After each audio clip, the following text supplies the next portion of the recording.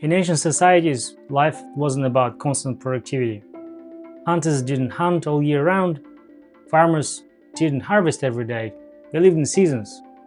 There was a season for planting, season for waiting, season for harvesting, and season for resting.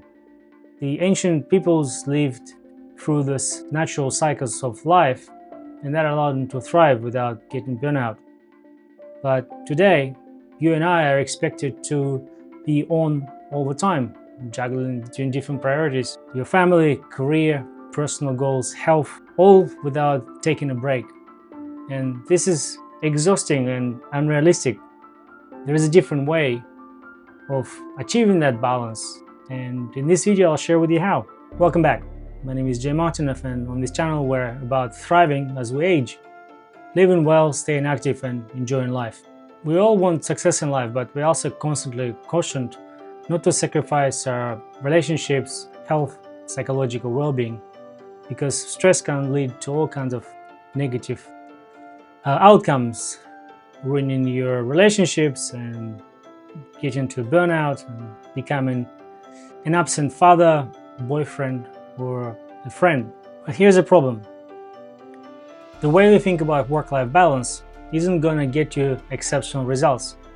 If you think of different areas of your life as pillars, and you spending your time and effort on all of them, to get the balance, you need to spread your resources evenly, having the average attributed to each of those pillars. And as you probably guessed, this will give you average results. You'll be average in your personal relationships and average in your career and pretty much in everything else. And if you're serious about one of those areas, like your career, you need to consider pouring your time and effort into it. Elon Musk is known for sleeping in the office when he has major deadlines or projects. Steve Jobs was practically married to his work, sacrificing his relationships. And Tim Ferriss, who wrote the famous book 4 Hour Week, is known to be pretty much a workaholic, not living to what he's preaching in the book. And the question remains, how do we achieve success without a burnout? And the answer lies in a smarter, more sustainable approach. At the beginning, I mentioned our ancestors living in seasons. A hunting season would be spread over a year, trying to get animals when they are well fed. Same with harvesting. This would be the time when the fruits were at the peak during the summer, and resting period, waiting for crops to grow.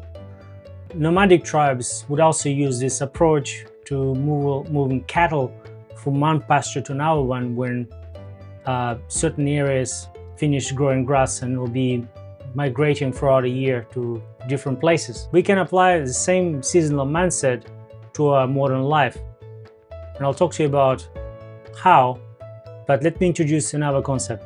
I first heard of the 4 burners theory from James Clear's book, The Atomic Habits. And the idea is pretty simple. Because of our limited time and energy, we can only focus on some limited number of areas in our life, and those areas are represented by 4 burners. You can replace the burners throughout your life if you want to, but at any given time you can only focus on 4, and only one of them you can turn up the heat very high. And equally, the other 3, you have to turn the heat down. Now that doesn't mean you're going to neglect the other 3. You're just going to focus your attention only on one burner until you finish cooking. In his popular book, Malcolm Gladwell talked about how mastering a skill takes about 10,000 deliberate hours of practice.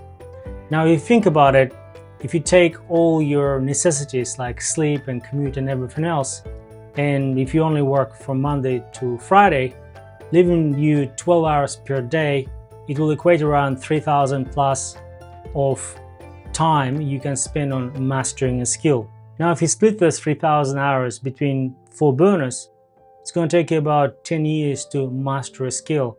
And as we know, the modern jobs and careers aren't just one skill. For instance, to record this video, I need to know a bit of editing, how to present, how to write scripts. It's not just 10,000 hours for one simple skill, like for instance, forging a sword. It would be a composite collection of hours. So in reality, this 10,000 hours is probably much higher, just because of how complex the modern careers and businesses are. Now, we're going to combine the seasonality with fur burners theory, knowing that we need about 10,000 hours to build a skill. The way you would approach it: first, you will start with planting, and this will be your time when you are heavily investing in a particular skill. And after that, you're gonna harvest. This would be a promotion, or perhaps getting enough mastery of your skill so you can continue doing your work, just adjusting or updating your skill a little bit. And finally, you can do resting, where you start focusing on other three burners, whether it's your family or perhaps personal goal or something else that is really important to you. So each burner then will go through these different seasons. While you're going through the resting season in your career, you can start focusing on your relationships or hobbies, going through the same similar stages, while maintaining heat on the other three burners. And the key here is to oscillate between the burners through your seasons strategically, so you can avoid a burnout. So here's an example how you can apply it in your professional life. We know that life normally slows down around December and January, and this could be your time when you take your foot off the pedal with your career and start focusing on your relationships and hobbies. And then you can put another milestone, either quarterly or half yearly. For instance, if you work in finance in Australia, the June is normally the end of financial year, and at this time some businesses go through the peak and then it gradually slows down. So then you have 2 6-month period where you can ramp up gradually in February, March, all the way up until June, and then start focusing on your family and hobbies in July, August. If you work in education, you can structure your seasons around your school holidays. Now, applying this concept is particularly useful for us men over 40, because we have limited energy and time. We need to use it strategically, and using a 4 burners theory with the seasonal approach will allow you to recharge your batteries and recuperate.